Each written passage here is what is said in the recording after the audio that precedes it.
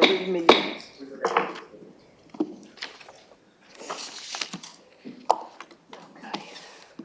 Good morning, everybody. Morning. So we'll just get right to it. We'll go to the approval of the minutes for February 13th, 2025 meeting. I move approval. Is there a second? A second. All right, all in favor? Any opposed? All right, approved. Section 3, public comments. Is there anyone here that would like to speak? I'll give a minute or so.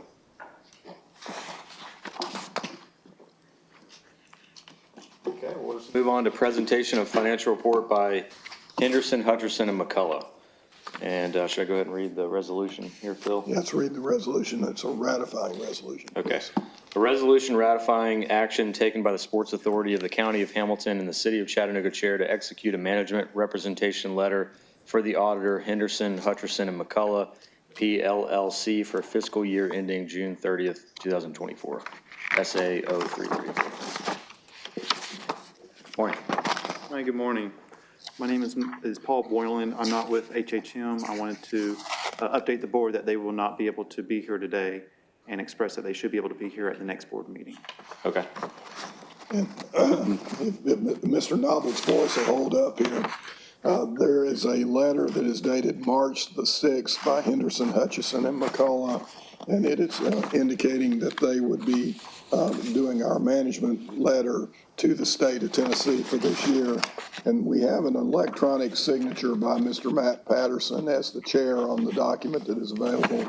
And that was the purpose for the resolution today, to ratify his action in signing that report for Henderson Hutchison to file the report with the state. So beyond that, if there's any questions about that, that was the purpose for the resolution. Yes, go ahead. Okay. I've just had a discussion. I read that letter and I've signed many of these management representation letters in a capacity where I pretty much had responsibility, sort of more hands-on administrative type. In this particular case, the Sports Authority is doing the same thing, but actually all of the things that we are attesting to is done for us by the City of Chattanooga. We have, the things that they're saying, that we provided all the materials, any unforeseen contingencies, all of the things that is said, that we are certifying that we've been above board, transparent, provided all the data. There's nothing we're hiding. Actually, that is what the city is doing on our behalf. And I just wanted to, I don't know if there's an official agreement between this authority and the city to actually manage the affairs of this operation, of this entity. Yes. And if it is, I just want to make sure that that management agreement covers their responsibility to comply with all of the actions that are required in instances like this, with respect to the audit and anything else for that matter. So, and I'm not sure how the best way to do that, but I just, for the sake of this meeting, I'd kind of like the city to actually at least state that all of the actions in this management representation letter are accurate and true based on their administration of this project. I hope I said it clearly. Yes. Yeah. Okay. Yeah, it is my understanding the city finance department is actually providing this information to Henderson, Hutchison, and McCullough, Yes. correct? Yes. Okay, and you're not providing anything that you think is not proper information that based upon their requests? Correct. Okay, and y'all are doing that on behalf of the Sports Authority for the County of Hamilton and the City of Chattanooga in this matter, correct? Yes. Okay, thank you. If I may, actually, if you are familiar with the management representation letter, and I know you are, I guess rather than, or in addition to his specific comments as to what you're doing, can we make a general statement that the finance department certifies that they have adhered to all of the provisions of this management representation letter on behalf of this authority. Will that get it? Sports Authority. Yes. I guess that would have to be an agreement between the Sports Authority and the city. So that's something I can't really speak to, right? The sports authority, the agreement, well, there again, at this point, we're not asking that we do a written document. We may do it later for next year. But for this year, and if you need your CFO to do it, that's fine. We can do it later. Yeah. But we just, I think his point being, this management representation, we just want the CFO or someone at the city to basically certify that all of the assertions that are made in this letter has been adhered to on our behalf by the administration. Okay. Well, that's something we'll get for you. Yeah, I think that's important since y'all have the account that Yeah. the money goes into. That's the concern. Okay, yeah, we'll work on that. All right, thank It's you. a technicality. I know it's all done right. Right, Yeah. Thank you. okay. And when will they appear? Should be at the next board meeting, which I believe is in June. Okay, all right, thank you. Thank you. Okay, thank you. Item number 5, presentation of financial progress. Y'all vote on that resolution. Yeah. Oh, okay. Can we pass it pending? You can pin it if you want to move to defer till the next meeting. Yeah, I don't want to hold it up. Okay. Pending. Okay. Okay. Okay, let's make a note of Daisy's comments, and we'll vote on this pending that. Do I have a motion? You want to move to defer? moved. Do we need a motion? We need a motion. So moved. Second. All in favor? Aye. Any opposed? Okay. Okay, presentation of financial progress report for March 2025 by Finance. Hello again. Welcome back. Hi. So if you all have the progress report in front of you. As a general overview, first I'd like to note that we had added a new column since the last board meeting. It is called West 26th Street. This is to account for the infrastructure surrounding the stadium. Please note that the $5.7 million was allocated from the city to Sports Authority for the current fiscal year, with the understanding that $4.3 million will be allocated in the next fiscal year for a combined total of $10 million. The current budget for the West 26th Street is $10 million, which I believe Bill from Public Works can speak more to. Second, I'd like to move on to, at the last board meeting, it was requested by Ms. Madison that we add the budget to this report. I want to provide an update that we have been communicating with the project managers, and we are in the process of sorting and adding that information to this report. And we plan to have that for the board by the next meeting. However, if you wish, we can provide that information as soon as possible, as once it's completed. That'd be great. Yeah. As a clerical note, please note under the capital fund, an encumbrance of $3.5 million is shown for donations. That is a duplicate error from the CIP infrastructure encumbrance, and will be corrected for future reports. The actual encumbrance for donations is 0. So with that, are there any questions from the board?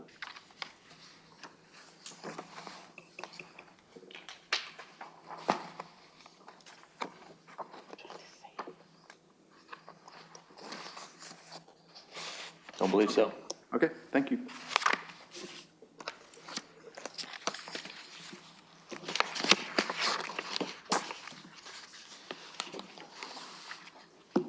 We'll move on to resolutions for Public Works.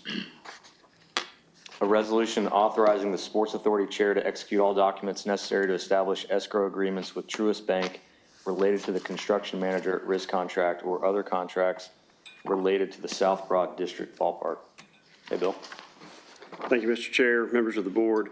This item is due to the fact that under state law, while we are withholding a 5% retainage from EMJ, that 5% retainage is not held by the Sports Authority in your accounts. It's actually placed into an interest bearing escrow account. So that way any interest is accrued to the benefit of the contractor. But in order to do that, it does have to be set up with a separate bank. So that way it's essentially in the name of the contractor, but it is held until it gets released at the end of the project once we sign off on that. This resolution would establish this one account that we know about, and we've worded it such that if we were to enter into any other contracts for any purpose that needed a retainage on this stadium project, it would also grant the chairman the authority to enter into, to set up those accounts as well. So, but that's the purpose behind the resolution is in order to establish these additional accounts for placing the retainage for EMJ. Currently, we've been holding it, and we just now need to get it placed over into the escrow accounts once they're set up. That makes sense. Is there any questions with that? Do you have a motion to approve? I move to approve. Second? Is there a second? Okay. All in favor? Any opposed? The ayes have it. Item B, a resolution authorizing change order number 1 for S&Me Inc. of Chattanooga, Tennessee to provide environmental media management quality assurance services during the construction of the South Broad District Ballpark D23001-301 for an increase in the amount of $83,810 for a total contract value in the amount of $156,420, SA 035. Thank you again, Mr. Chair. This item is so that we could add some additional scope to S&Me's contract for doing the work. All of the initial environmental work that was done during the site prep contract was handled through the site prep agreement by Pike Properties, who use Labella for that. There is some handoff, and there's some work that is continuing. This is to basically catch up what was a slight scope gap that was missed whenever we initially executed the contract with S&Me. It's work that we had known we would need to do all along, but it just, unfortunately, we just didn't get it written into the scope and into the contract document itself. So this is to rectify that and add that. This would be for work as it arises during the contract. But S&Me is already on site. This just provides a line item for being able to bill out this environmental work, or this portion of the environmental work.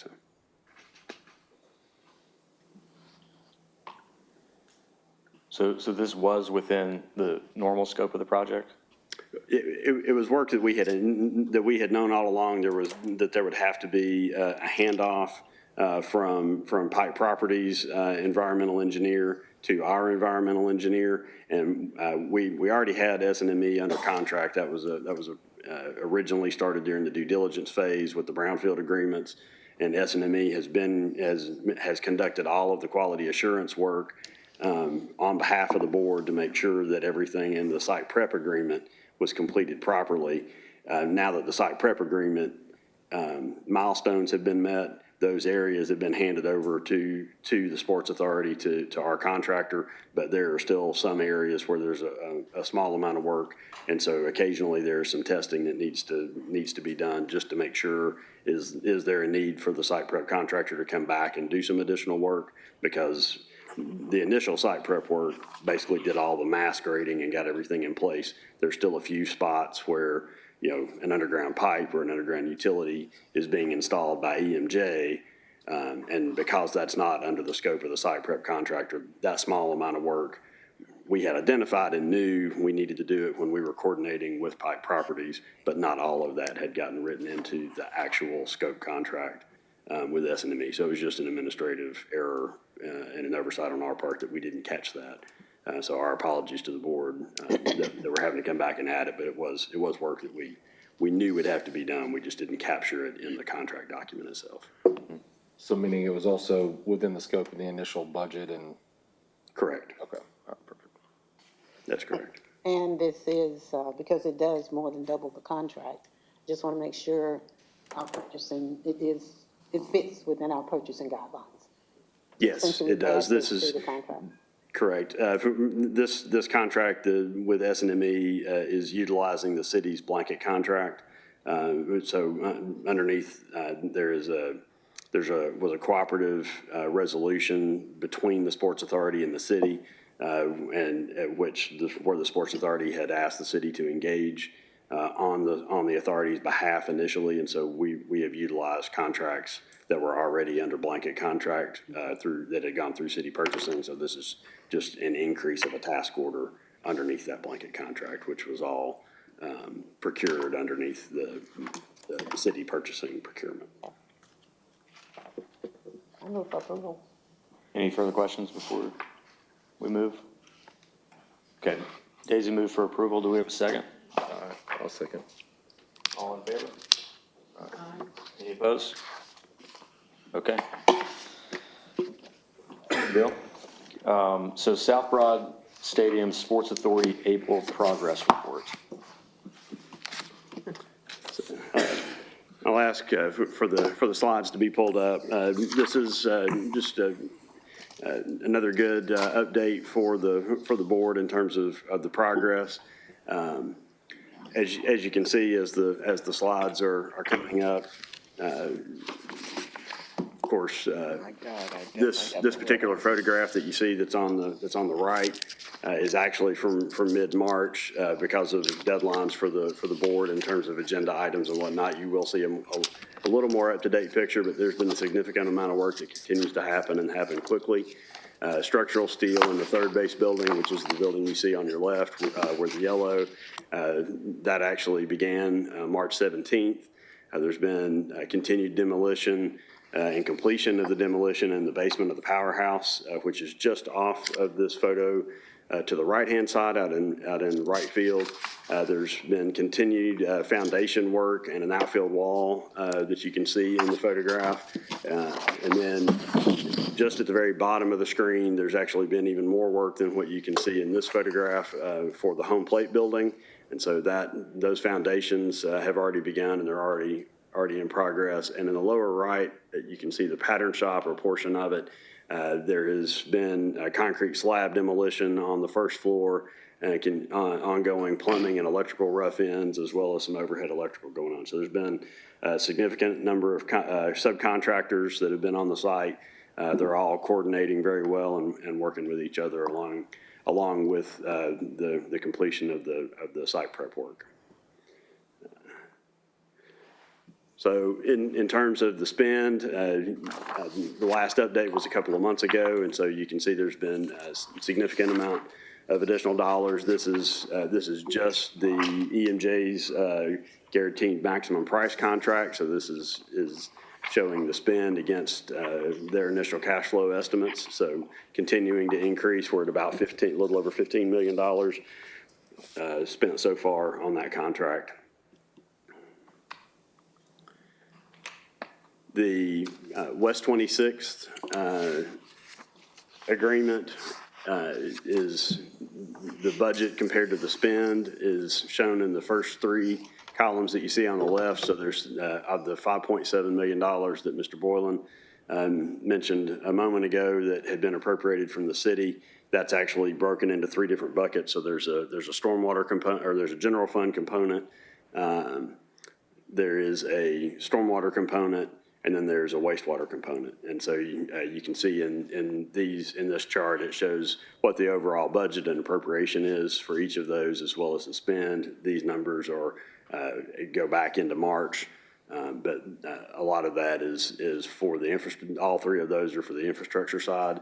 And then the budget compared to the spend on the site prep agreement, showing that with the first draws, at the time this chart was prepared, it was about $2 million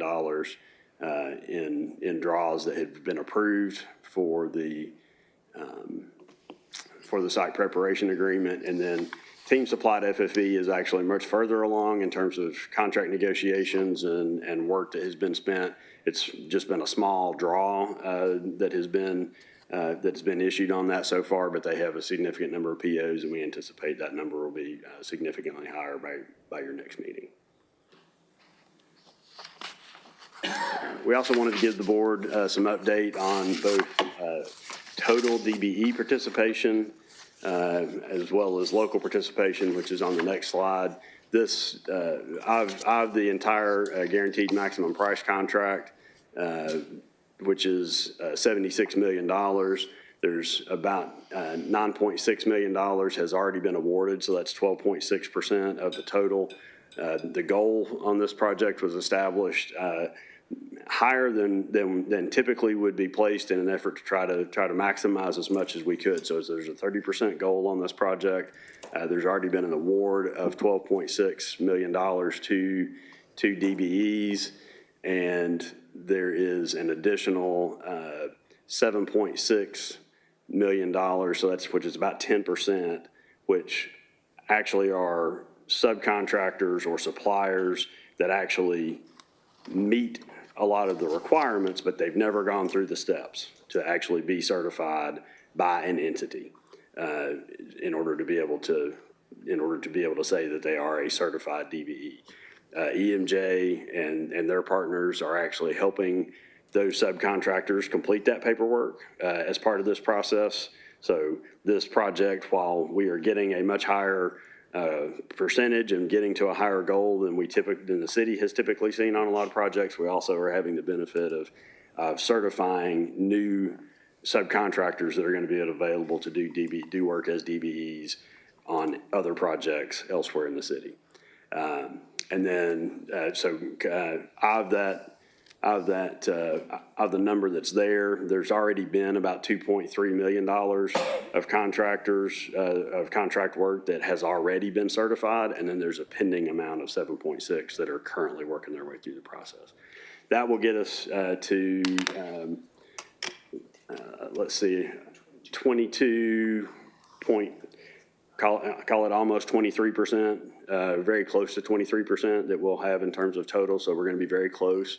Still doing everything we can. There is still some unawarded scope, although there's not a lot that's left, but still trying as much as we can, working with EMJ in order to see how close we can get to the 30% that was set up as the goal on the project.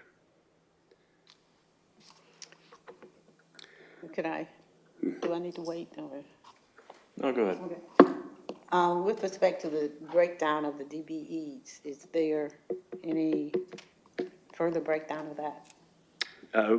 We could make some available. There's some of that information, unfortunately, I know there have been lots of requests that we've gotten from different parties.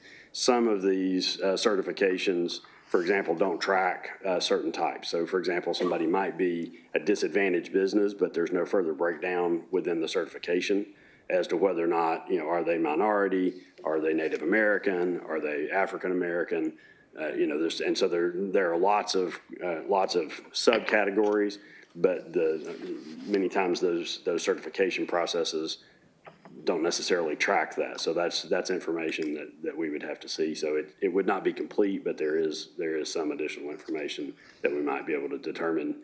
Some of it is based on where they get certified. So for example, some are certified as a small business, which is one of the criteria that is included in that. But then there are others, for example, a minority business enterprise is not any further broken down by the type of minority. So there are breakdowns for woman-owned, minority-owned, or small business, but just due to the nature of the way the certifications are made, there's not any further breakdown of that.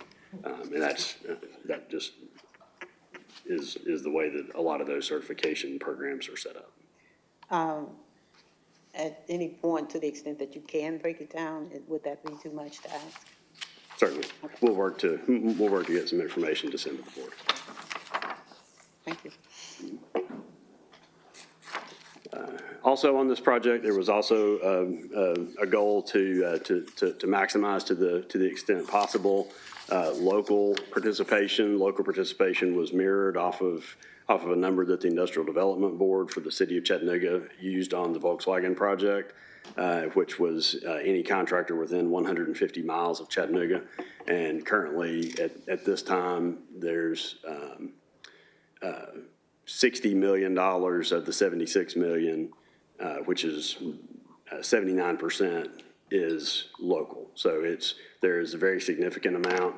There's also 42% of the entire contract is within 15 miles. So there is a very significant Chattanooga local impact to these dollars and to this project.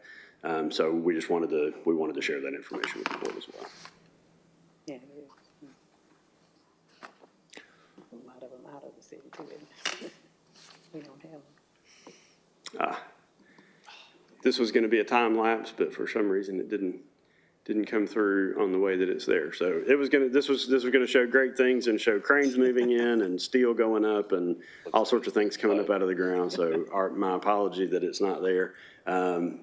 This still snapshot from the end is from a week ago on the 2nd, right before the submission deadline for the agenda. You can see over to the left-hand side that steel. You can see that gray steel that's going up in the background. There's actually a whole nother floor that's gone up on that since that photograph was taken.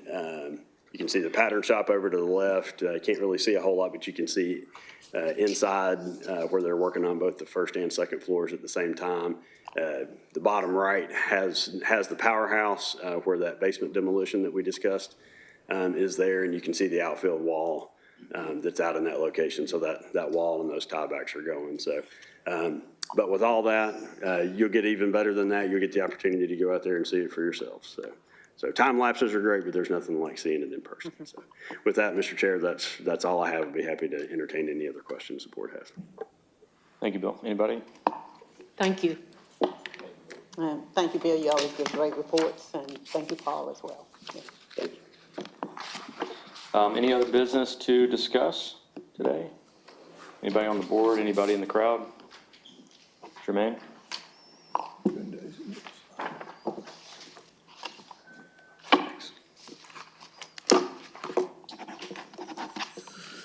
Good afternoon. So we do have a tour scheduled today. So we will have a van that will pull up right outside of the City Council building. David, you are welcome to join as well. And so we would love for you all to hop on the van so that we can head on over to the site for those of you who could make it. And then we'll promise to bring you right back and we won't delay you too much. So that's all I got. Let's do it. All right. Field trip.